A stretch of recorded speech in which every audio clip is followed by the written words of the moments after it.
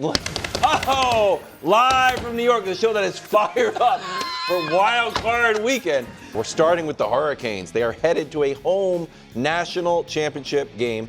4 lead changes in the fourth. Carson Beck scrambling into the end zone for the deciding touchdown. A Hail Mary from Trinidad comes up empty. We'll face the winner of Oregon, Indiana. Play tonight. Brew, what was your number 1 takeaway? Oh, you don't like Dusty's new favorite question. Oh. The headline. Because Brew, this gets You Brew told an me opportunity. to ask for. I'm saying on the like rundown it headlines. says what's the headline. Yeah, I like headline. Which I'm and not you told me high to on change it unless we're going to do a whole back page. This is Brew's workaround to doing Monday morning headlines. That would be great. No, This is what he's doing. I'm not. Look, I came up with a headline because it was on the, but it's not no back page. I'll take it though. And my headline isn't my general take, but Miami is 1 win away from returning to the U. Yes. They have to win it to be the U. Oh, they're not the U yet. This is Right now not they're the just return. Miami. The return wasn't about being close, you. being one of the best teams in the country. The return about was win. They got 5 national championships in 20 years or in 18 years even. So they win it, they are officially back. That's my headline. But my general takeaway, look, I wanted Ole Miss. I said it, last week, earlier this week, because of the Lane Kiffin situation.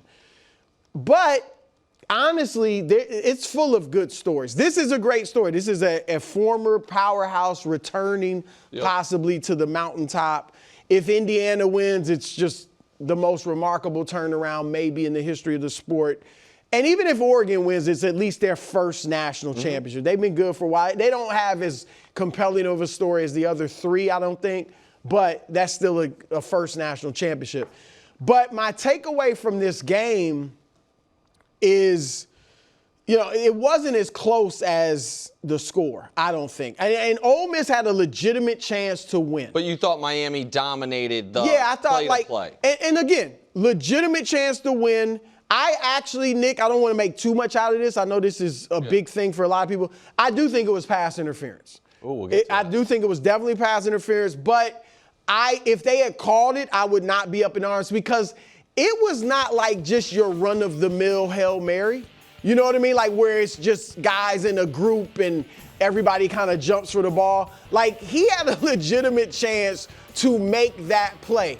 Now, I'm not going to go crazy about them not making the call because I just don't do that in general. We've seen bad calls decide games before or missed calls, whatever you want to call this. I'm not going crazy about it. But if they had called it, I wouldn't have been upset because I do think it was legitimately that. But to the point I made, I do think Miami pushed them up and down the field. They were more physical. Yeah, that's the thing. They were way more physical. They pushed them up and down the field. Ole Miss they held Ole Miss generally to field goals, but for a few big plays. They had the 73-yard touchdown run. But Miami was the more physical team. They looked like the better team overall. But Ole Miss almost stole it with some great big plays. And that was kind of general. The best team won. The better team won. They're the last team that got into the field. And, they're the 10 seed, but they were the last team that didn't have an auto bid that got in. There was controversy about it. And they are clearly one of the best teams. It's good that they got in. And that was an all-time college football playoff game. Yeah. The gold standard of my lifetime is USC, Texas. That is in a class by itself, maybe for college or professional playoff games of my adult life, given the stakes, who was involved, the quality of the teams. This game wasn't that, but this game was as good of and we have had some really good college football playoff games, like not Clemson with Deshaun Watson. There have been some real classics and back and forth. The ending of this game was great by the entirety of the fourth quarter, and Malachi Toney, who's 18 years old, he was 11 years old when Carson Beck started college. That's incredible. He's 11 years old when Carson Beck stepped on Georgia's campus for the first time. And now he's catching passes from him, and his brilliance opened up the game-winning touchdown. Yep. Carson Beck ends up having a total clear path to the end zone because everyone justifiably is afraid that he's going to do something like that.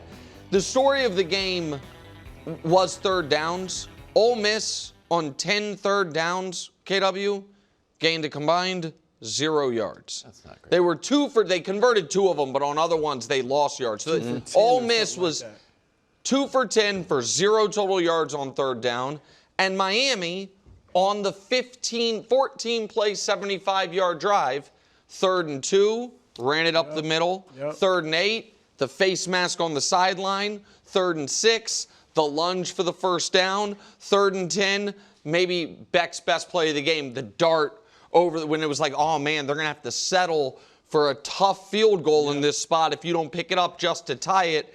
And so I thought that it was an awesome game. I thought the right team won, to Brew's point. And I want to shout out Mario Cristobal, who is very Miami. You know, Miami, our most Cuban city, is a Cuban American who's from there, who his roots are from the city and then went to Miami, was at Oregon, and then left Oregon to go back to Miami to take care of an ailing parent, takes over Miami, and a lot of very criticized early on. I don't know if you guys remember a few years ago, like he botched kneel downs, like, you know, the game management stuff. And now a game away from what would be a shocking national champion. From before the season, and early certainly on when they beat Notre Dame, you start thinking, but then they lost. Yeah, losing to SMU and those things, and the path being on the road against A&M. They're beating the game last week against Georgia, and now this. Like, that's a hell of a hard path for them. They'll be at home. I know that, which is interesting. Yeah. Quickly before we move on to Josh Allen, super macro, SEC shut out of the national championship again. So here's the stat. SEC teams to reach the national championship game from 03 to 22, 20 teams. 20 out of 40. From 23 to 25, 0. It's very clear why. The NIL, the portal.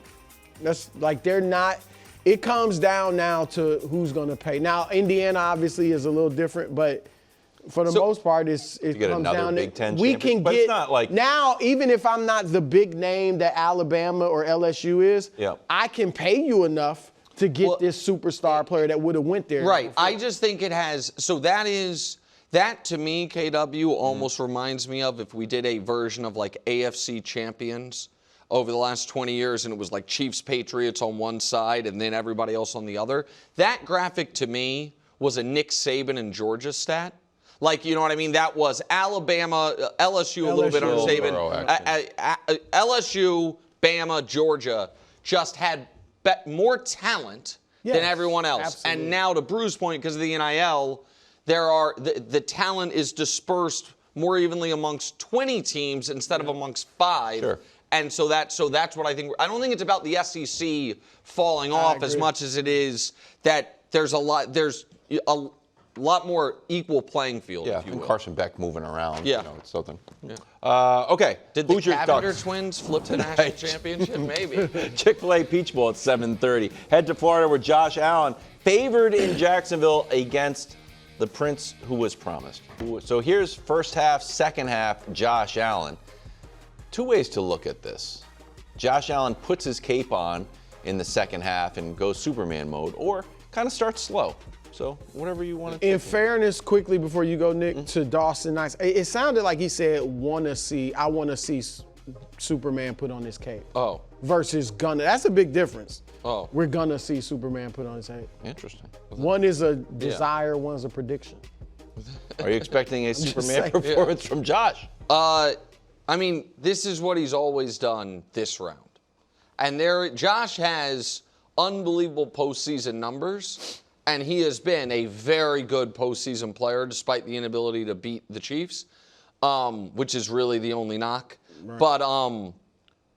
But the numbers are different after Wild Card Weekend. So while he is arguably the greatest Wild Card Weekend quarterback ever. Now, that's damning with faint praise a bit, and just like Brady didn't play many wild card games because there used to be 2 byes. You know what I mean? Like a lot of the great quarterbacks under the old system skipped this round a lot. Has he played? Not to like put you on the spot. No, I've got it. Okay. He beat up on Mac Jones and the Patriots team that was flailing. Who has he beat played? up on Trubisky last year. I'll tell you. Generally, yeah, you're going to play. No, and they've never played. In my opinion, this is far and away the best team and the best quarterback he has faced this round, except for maybe the one loss he had this round, which was 2019 Deshaun Watson, Houston Texans. That Texans team that then the next week went up 24-0 on Kansas City before losing. To your point on that, KW, and this is another, I was going to use this later, but throw up the quarterback headshots. This is what it is.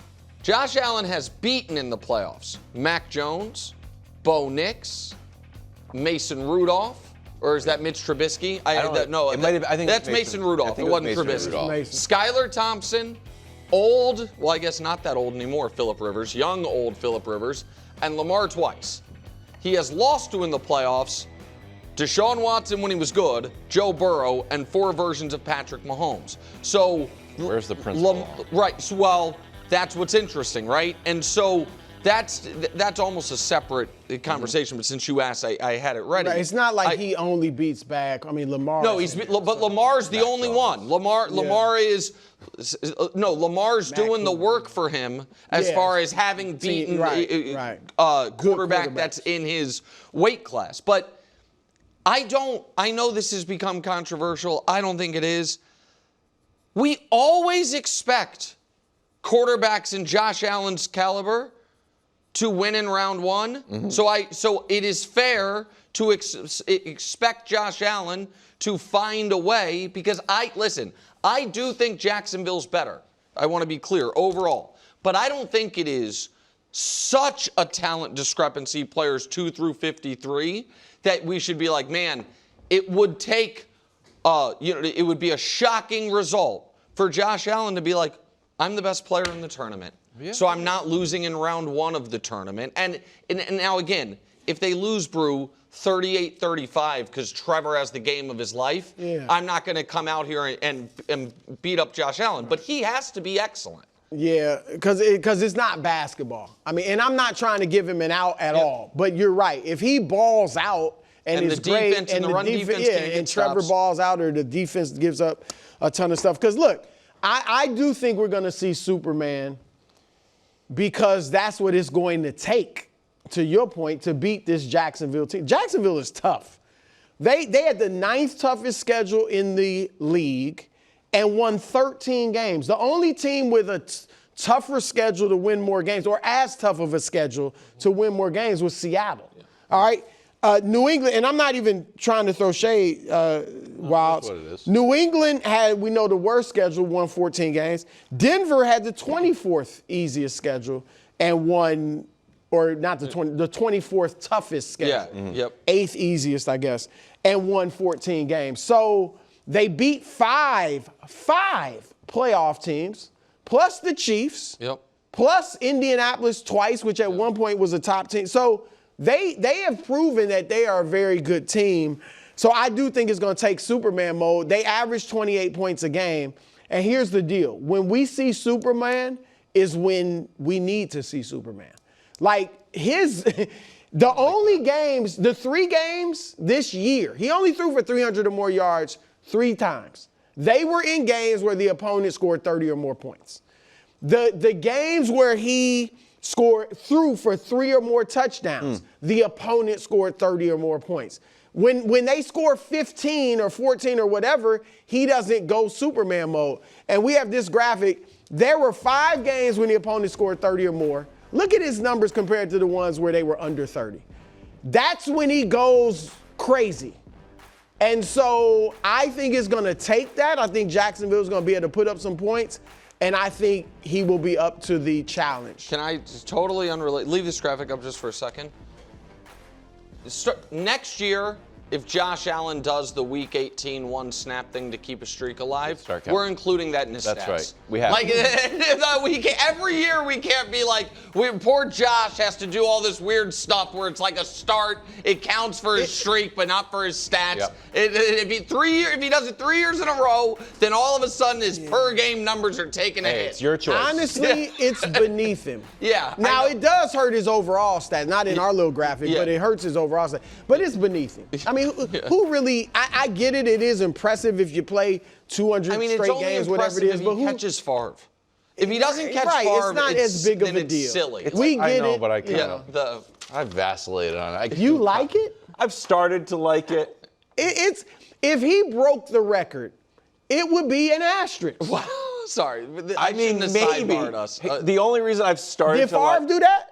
Favre No, played. no. I think don't he know. played. I mean, we have to double check it. And most Back then, guys that's usually, how they if did it. they are going to, like Week 18 when Peyton had a streak going, would play a series or two and throw a couple passes and then come out. That's right. The one snap handoff, get out of the game is weird. But that's not the topic here. I do like that.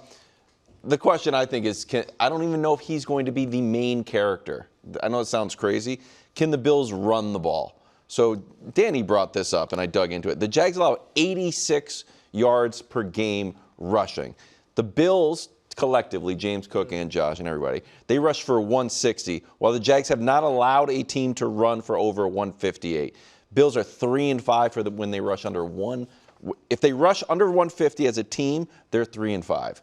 So I don't know if they're going to keep on giving it to James Cook, try to break through, or if it's like, you know what, I guess I'm going to air the ball out now. Well, part of Superman mode, a lot of times, is him running.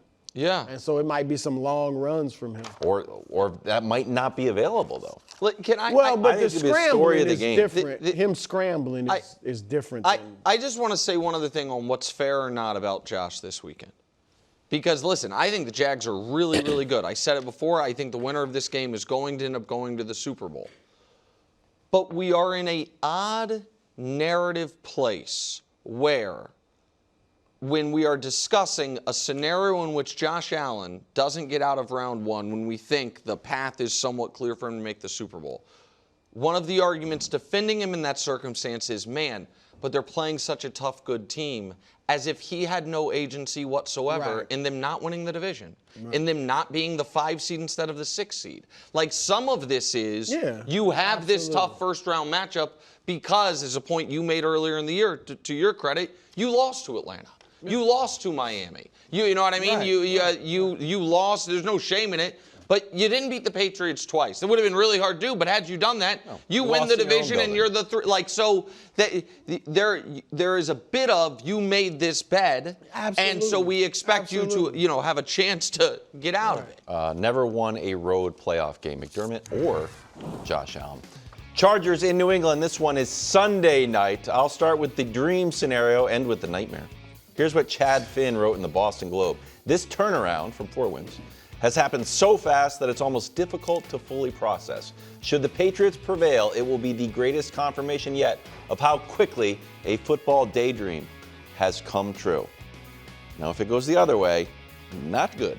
What would a loss mean for Drake and the Patriots? Well, that's a little bit of an overstatement. What? It won't be the greatest example of a football dream coming true. Confirmation. How about Cincinnati? Going from how many wins they win Burrow's rookie year? Oh, no, bad franchise. He got hurt his rookie year. First full year he plays full. They go to the Super Bowl. Yeah, they beat Mahomes. I give you a better one. How about the 99 Kurt Warner Rams? Guys, it's just the greatest confirmation. Okay, all right. Well, I don't, whatever. That's some homerism. But anyway, it's just about Patriots specific. Okay. If they a loss, what would a loss mean? Look, they have had a terrific season. There is no win or lose. It has been a great season for them. Okay. Because you have found your franchise quarterback who might win the MVP. You have found your head coach, and you won the division for the first time in a long time. You've kind of gotten out of the shadow to a large degree of Belichick and Brady. Yes. Okay. So win or lose, that's the case. But if they lose, it would diminish the team to some degree. Now, notice I said the team, not Drake May. If Drake May loses, it's a second-year quarterback losing his first playoff game. I don't think that diminishes him at all. Particularly, he's going against a very good quarterback and head coach. But if the team loses, to me, it brings into question, how good are they? Was this just a nice run, or a la Washington? I know Washington had injuries this year, or is this team here to stay? Was it just a nice run based on a weak schedule? Correct. Or are they really good? So I think all of those questions come into play if they lose. Not Drake May. You don't really question him, but you start to question the team if they lose. If they win, it's now, okay, they're going to be here for a while. If they lose, it's like, we'll see. It will, right or wrong, it will validate the loudest schedule voices. Yes. And I honestly don't think that I have been one, or this show has been. Wilds has been like shadow boxing against the loudest critics on that, which is totally legitimate because it's not like it's a fake story. But I don't think Brew or I or Coach or Greg at any point have been like Patriots frauds, beating up on it. It's come up in the context of, can they win the Super Bowl? Is their quarterback the MVP? Not in the context of, is this a really good team? So if they lose this game, listen, a 2 seed has lost in the NFL playoffs in 45 years. Now, that's a very unfair stat, but it is true. It's just true. Only For how many of those years did the 2 seed have a bye? Yeah. 40 of them, but still. It's just data. It's just the data. You got to go back. They'd be the second 2 seed since 1978 to lose. Like, but that was a bad loss. That kind of like stings. The Cowboys. Exactly right. That was a terrible It was loss. a terrible. But so terrible here's loss. the other thing, though. And I have been as high on Drake as maybe anybody. If they lose, it pauses the Drake May ascent to superstardom. Sure. Yeah, that's fair. So if they lose this game, then, I've said I look at him as a top 5 guy already. It's going to be hard to argue him over Mahomes, Allen, Lamar, Burrow, Stafford. If they lose. And then the Burrow, it's weird, but it's weird. Burrow, but but then you can start making a case for Jaden Daniels. Well, but hold on. And again, if they lose, Justin Herbert's like, why is Drake May better than me? You're 1-2, dude. Isn't that better than 0-1? If he plays well, Justin plays really well. Here's the point I'm making. If they lose in round 1 and the odds makers have corrected, if he's not the league MVP and they lose in round 1, there are guys like, let's see how Trevor does. Justin Herbert does. Your guy Jalen Hurts does. Your guy Brock Purdy. Your guy Sam Darnold. A lot of that's now we're at 10 quarterbacks. Now we're going too far. No. What do you mean? Sam Darnold, 14 wins, 4,000 yards, and he goes to the Super Bowl. Nothing to shake a stick at. He can go to the Super Bowl this year. They're the 1 seed. My point is, it won't. Don't you think it will pause where his rise up the quarterback hierarchy? Yes. And I think that'll be totally fair. I think that's fair, but I don't know if you're like, sliding him out of top 10 at that point. Well, I'm just someone's going to the Super Bowl outside of unless it's Stafford, who's already has his spot kind of. That's kind of my point. Like some of those guys that he's in the neighborhood of. If they go on, if Trevor goes on a playoff run, if C.J. Stroud goes on a playoff run. If Justin Herbert beats him and wins the next round, it would be. But you're not putting him in top 5. CJ no, I already said the 5. Okay. I'm talking about the next. But the top 5 is up for. There's Stafford's got to be 5th. He's in the top 5 or higher, unless you don't want Burrow. I'm not taking Lamar, Josh. But Mahomes, May Stafford. won't be eligible for it. I don't think if they lose this game. Oh, welcome back to the show. When the sports calendar utilizes a bold font, we know it's an important weekend where legacies are forged or forgotten. It's time to determine who has the most to gain in a segment we call Most to Gain. Thank you so much, Kevin Wilds. We've been doing this for years now. For some reason, we landed on 8. It's going to be 8 people every time. Yes. And we're just going to call it the Most to Gain list. Most to Gain list. So let's start at number 8. Josh Allen. he will, as the team advances, if they do, rise on the divisional round weekend. He'll have more. Because at first I saw it and I was like, how's that? Like? But I was thinking the whole playoffs. Yeah, right. But for winning this, he almost didn't make it, as evidenced by being at number 8, because you expect Josh Allen to get out of this weekend, except for the fact that he's on the road against a really good team. So getting your first road playoff win, validating that maybe the Bills' run defense is not going to be the liability because the Jaguars will be able to take advantage of it that we thought it could be.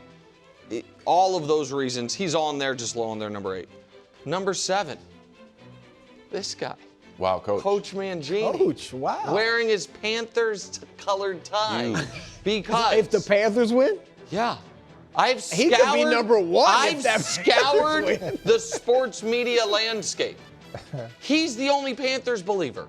This Panthers team had so few believers that this season in September, a longtime Panthers-centric podcast shut down shop. No.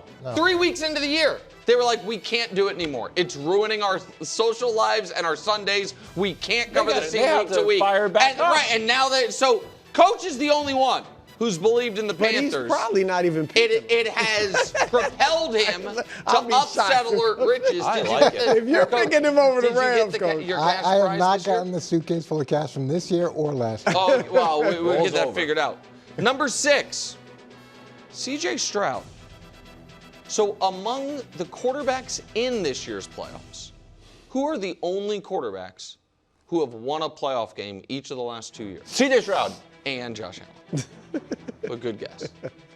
So that's it. Like Mahomes' streak is over. The Lamar's streak is over. Those guys didn't make it. C.J. Stroud's one of 2 quarterbacks on active. In the whole league? Well, yeah, in the whole league, in both sides of the bracket.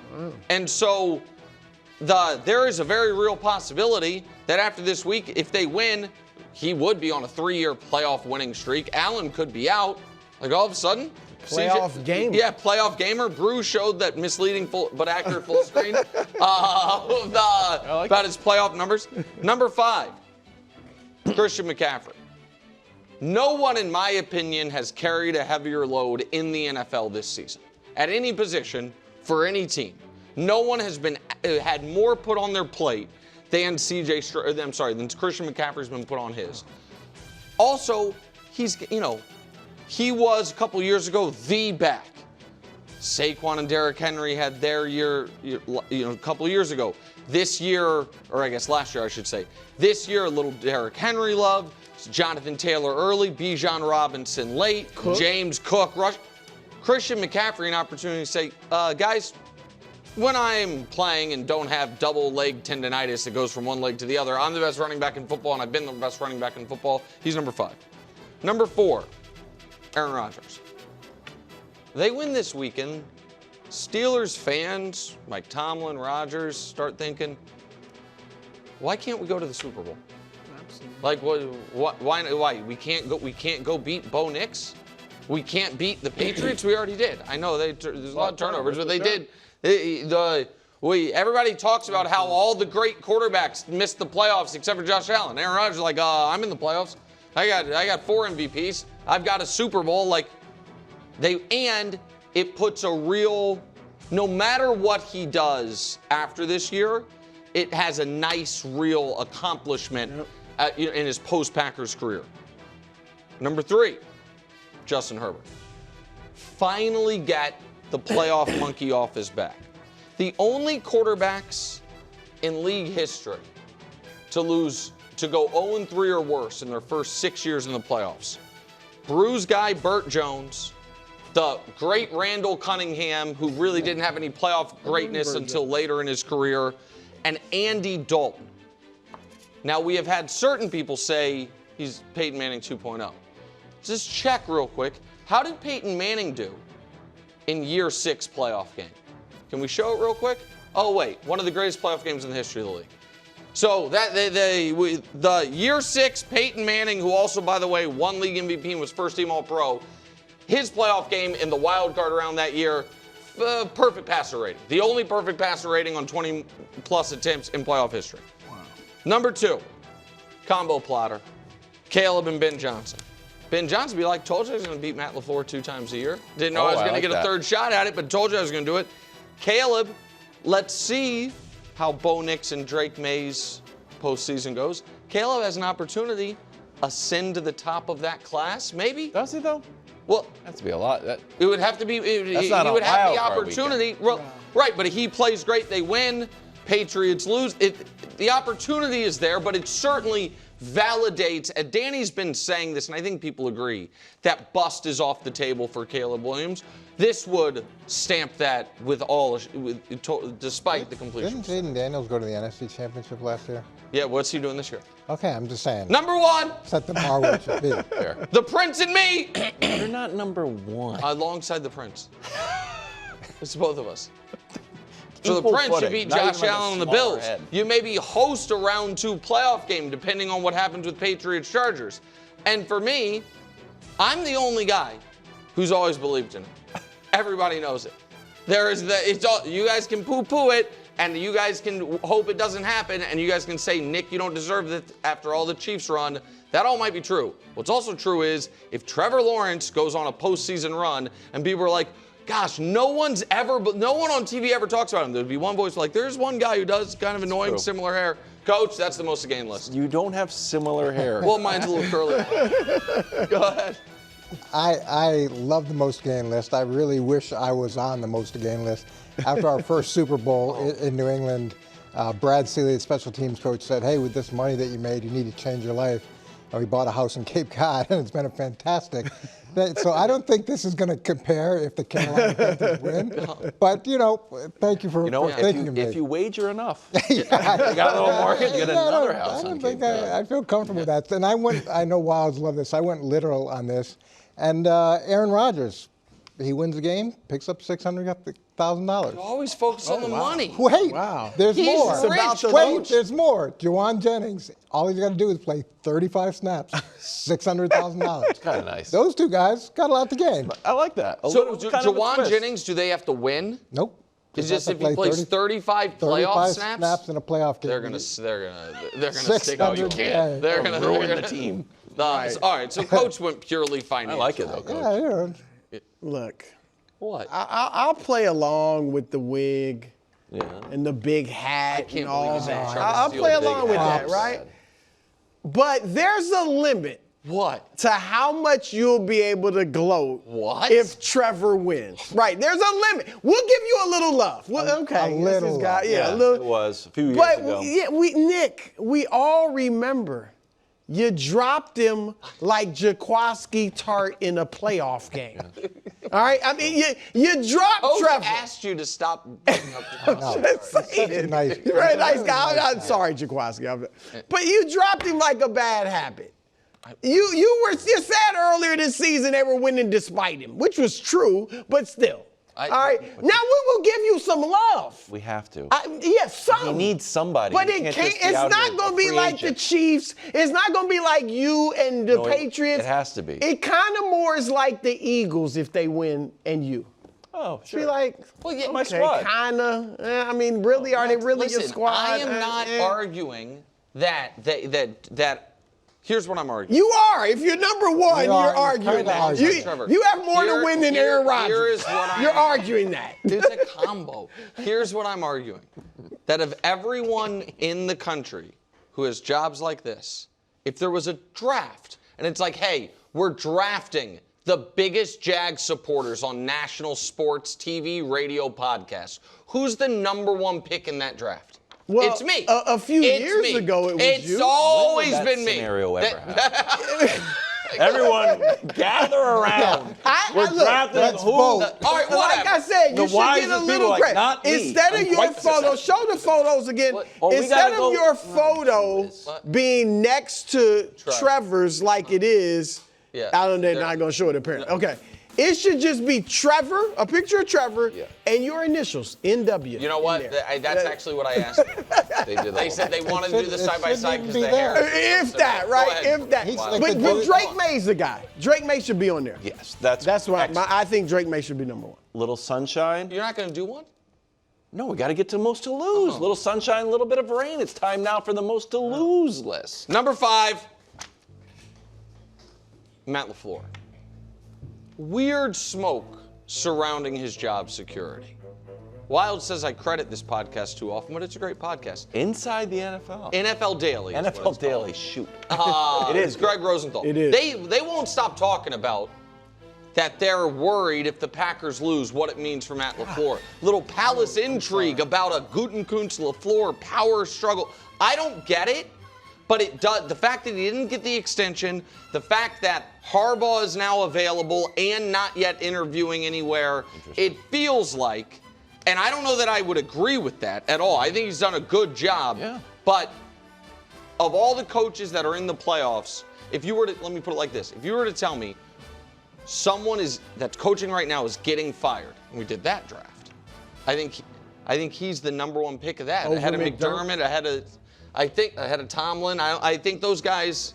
I mean, they fired McCarthy, right? When they brought him in. Yeah, and so there is an argument. He obviously had Aaron Rodgers at his height, and they underachieved, I guess, right? No, but Aaron was down and he got him back up. Right, they were back-to-back MVP seasons. Right, and you think and they never got there. And then these last few years, they kind of haven't. 7 seed. I don't think they should. I think he's a very good coach, but you can. I guess you can argue for number 4, that guy. How embarrassing this would be. So, Gianna, you'd have to help Wilds deactivate Twitter for a little bit. So many clips. We built a door. We traded out the Trumpeteers. You got in really your only actual arguments in the history of the show with Brew, all about the Patriots and Drake May and your just impossibility to comprehend. If Drake May plays terribly, KW, it will be shocking, and I will have a lot to lose. But you also have to give Wild so much credit for calling that so early. Building the door. Week 4, before the Buffalo game. He called it early and right. I said we're on the doorstep of destiny. That's correct. Okay. All of that is true, which is why a loss would be such a disaster. Number 3, Sirianni and Hurts. That's something. The thing about your rep being we're winners, got to win. Now, they won at the highest. They're the defending champs, defending Super Bowl MVP. It would be odd, though, if the 2 years, buttressing the Super Bowl championship were odd end-of-season swoons and first-round exits. Which is what, again, if they lose this weekend, it would be. And I understand that we all know if the Eagles lose, Kevin Patullo is going to be the fall guy. I get that. And fall guy makes it sound like he had no culpability. But those two gentlemen would have to have some answering to do this offseason about why did it go the way it went. Number 2, Michael Jordan. Classic. So I gotta hear this. Well, once upon a time, there was a number 3 pick out of the University of North Carolina that at 23 years old in year 2 saw his team go 30-52 and got swept in round 1 of the playoffs. Wow. I think he only played Now there's 18 games. a 23-year-old out of the University of North Carolina that was the number 3 pick that in year 2 could go on a postseason run. It would be a loss for him. I'm just telling you, greatest North Carolina athlete title, is it in jeopardy? Some people are saying number 1. Only played 18 games that year? Number 1, Josh Allen. It's not always fair. It's definitely right. He is supposed to be arguably the best quarterback in the league, inarguably the best quarterback on his side of the bracket. And every year they win this round, and every year the problem is you can't get past Mahomes. Well, Mahomes is rehabbing in Kansas City and not in these playoffs. You got to at least get out a wild card weekend and see what happens. That's the most to lose list. Excellent. Excellent as always. Thanks for watching. Subscribe here to get more from the show and to check out clips from other shows on FS1.